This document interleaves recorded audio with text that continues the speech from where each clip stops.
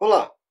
Nesta apresentação, vamos abordar alguns tipos de obras de proteção não aderentes à costa. Este é o tema da nossa sessão. Vamos começar com a apresentação de alguns tipos de feições morfológicas.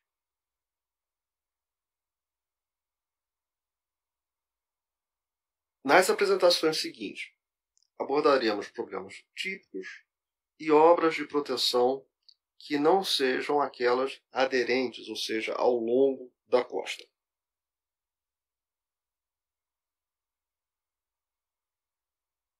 Vamos começar então com as feições costeiras.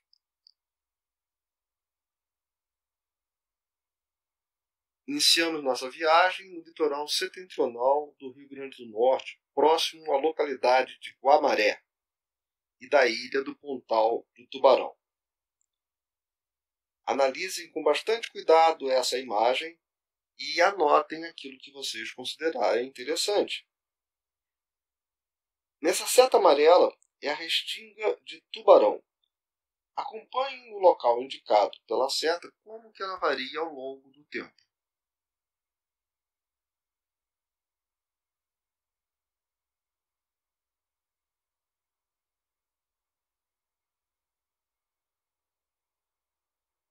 Perceberam? Vejam também como que variam as feições morfológicas em volta da cidade de Guamaré, onde existem vários viveiros de caça-de-cultura ou de salinos. As embocaduras são uma feição permanente na costa brasileira e em outros países também. Toda embocadura lagunar ou rio é um ambiente muito dinâmico. Os sedimentos são mobilizados inicialmente pela ação das ondas e transportados pelas correntes. E, em geral, nas embocaduras, também chamado de rias, a descarga fluvial é muito pequena. Na fase de enchente, o nível do mar está baixo. É a foto superior. Existem canais do lado do mar que direcionam o escoamento e que, uma vez ultrapassada a garganta da embocadura, o escoamento diverge, a velocidade diminui e o sedimento se deposita, formando os bancos de enchente. Já na maré vazante, o nível da água está alto, o escoamento vindo da laguna concentra na garganta, a velocidade aumenta, mas quando chega do lado do oceano, o escoamento diverge, a velocidade diminui e os sedimentos depositam, formando o banco de vazante. Qual é a fonte, então, desses sedimentos para a formação dos bancos? Em geral, primordialmente, o transporte longitudinal de sedimentos provocados pelas ondas. O aporte de sedimentos da plataforma continental também existe e é também induzido pelas ondas.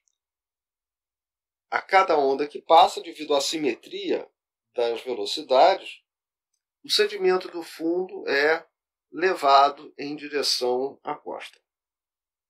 Nessa figura, a direção do transporte longitudinal está indicada pelas setas.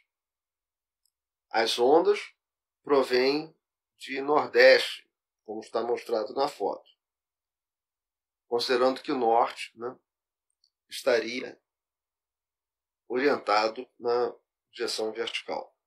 Observe que, nesse caso, os bancos de vazante funcionam como uma ponte para os sedimentos vindo de norte para sul. A interrupção do aporte de sedimentos ou a dragagem através dos bancos de vazante, por exemplo, para facilitar a navegação em direção ao lado da laguna, podem provocar a erosão a sotamar da embocadura. Além disso, por efeito de difração das ondas, forma-se uma célula de circulação no lado sul da restinga, E é possível que o transporte de sedimento junto à restinga, na verdade, ele se direcione no sentido oposto ao transporte dominante ao longo da costa, que é de norte para sul. Vamos começar com um exemplo de Conceição da Barra, na costa do Espírito Santo, local que sofreu com muita erosão. Quais são as feições que chamam a atenção de vocês? Parem o vídeo e vejam. Qual seria a direção do transporte de sedimentos, por exemplo, na foz do rio Abiaí, na Paraíba, ou do rio Saí-Guaçu, no Paraná? O que é que vocês acreditam do transporte, da direção do transporte de sedimentos? Existe alguma indicação?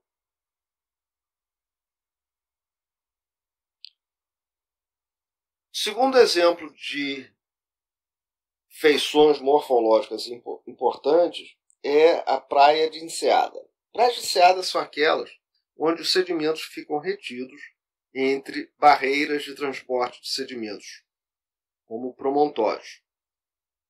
Existem várias praias de Enseada na costa de Santa Catarina, como vocês podem ver aí na foto.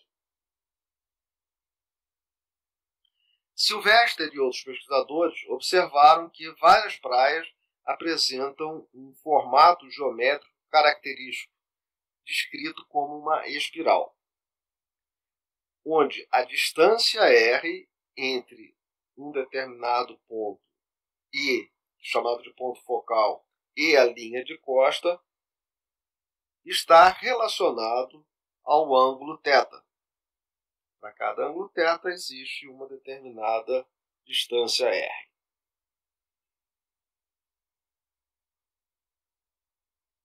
O exemplo de Chu, bibliografia indicada no final da apresentação, a relação r e θ é dada por uma expressão polinomial, onde beta vocês podem ter da apresentação anterior.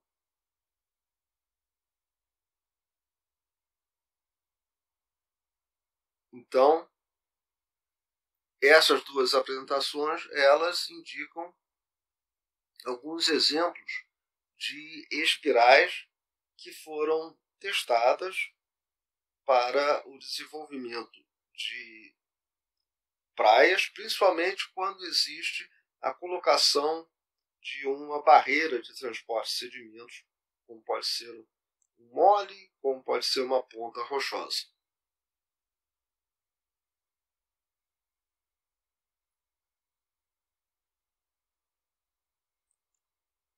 Essas formas, praias de meio coração, são muito encontradas, por exemplo, também na costa do Ceará. Temos aí o caso da ponta de Pecém, antes do porto ser construído e após a construção do porto.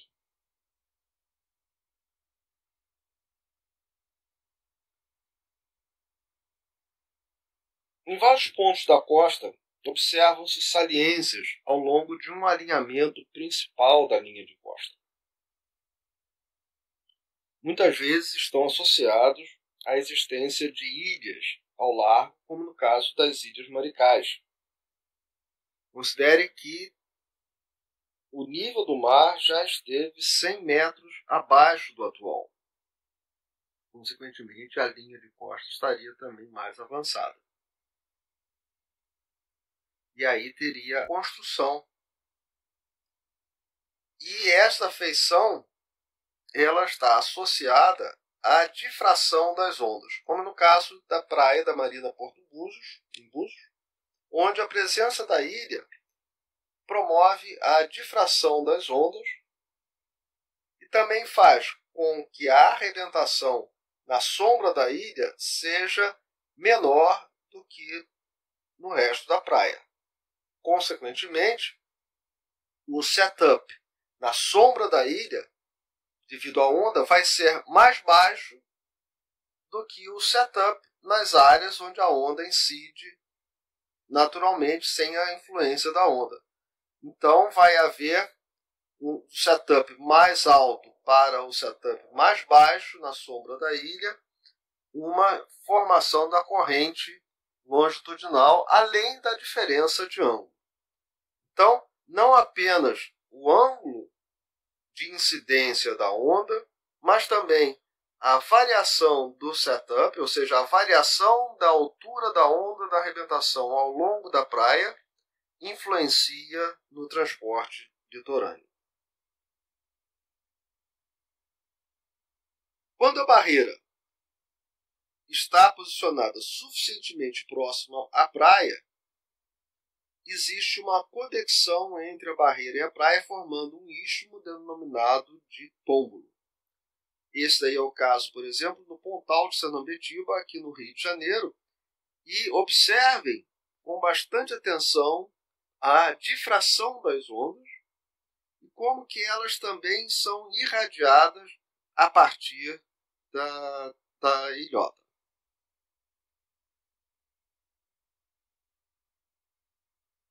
Mais um exemplo de formação importante são as falésias, muito comuns na costa brasileira, desde do norte do estado do Rio ao norte do Paraíba do Sul, fronteira com o estado do Espírito Santo, próximo à foz do rio Itabapoana. Esta formação, chamada de formação Barreiras, se estende até a costa noroeste do Ceará.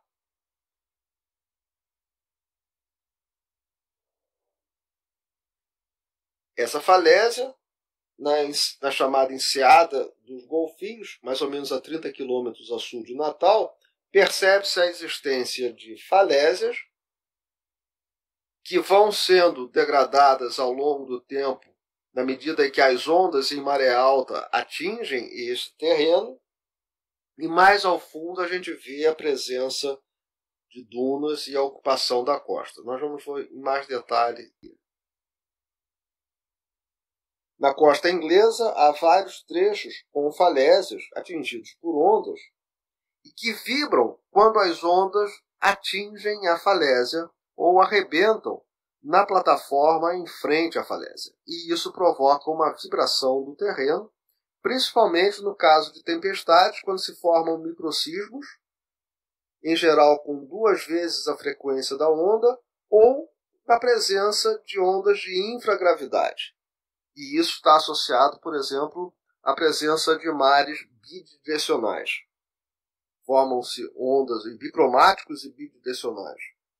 Formam-se, então, ondas de longo período, e essas ondas podem ser sentidas até 100 metros de distância. A vibração do terreno pode ser sentida a 100 metros de distância terra dentro.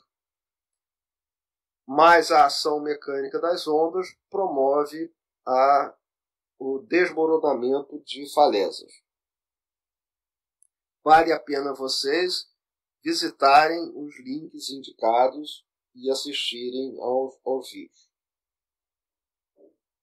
Essas falésias, ao desmoronarem, elas fornecem sedimento nas praias adjacentes, a tal ponto que hoje em dia na Inglaterra é proibido, em alguns condados, é proibido proteger a falésia, porque ao proteger a falésia deixa de alimentar as praias adjacentes de sedimentos. Dunas são outra formação morfológica importante na costa brasileira. As dunas são formadas por ação de ventos sobre terreno arenoso. Podem ser produzidas tanto ao longo da costa, principalmente quando você tem uma exposição da face da praia em uma área muito extensa, como é o caso das marés do Nordeste, que tem 3 metros de amplitude, com pequena declividade, mas também existe a formação de dunas continentais. No caso da costa cearense, próxima à região de Fortaleza, a professora Enise Valentini estimou que 1/3 do transporte litorâneo devido às ondas era causado pelo transporte eólico. 1/3 do transporte das ondas, vejam só. No Lago Michigan, as dunas soterraram casas nas margens do lago. Vejam a imagem à esquerda no Google Earth e vejam como que as dunas praticamente engoliram as casas. No norte do Espírito Santo, as dunas soterraram a pequena vila de Itaúnas, afastando os moradores das fontes de água, impedindo que os pescadores entregassem seus produtos, praticamente forçando que a vila fosse transferida para uma região próxima ao rio. Leiam só o relato dos pescadores e as dificuldades que eles passaram. Em geral, essas migrações de dunas estão associadas à retirada de vegetação junto à costa na presença de ventos constantes, como acontece no Nordeste. Portanto, uma mudança de clima em que a vegetação das dunas de Natal seja reduzida provocará um avanço necessário das dunas em direção à cidade. E isso acontece em vários outros locais. Bem, vamos então para a bibliografia. São citadas algumas referências onde vocês poderão aprofundar alguns dos temas abordados. Isso conclui a apresentação dessa primeira parte dentro do tópico. Obrigado.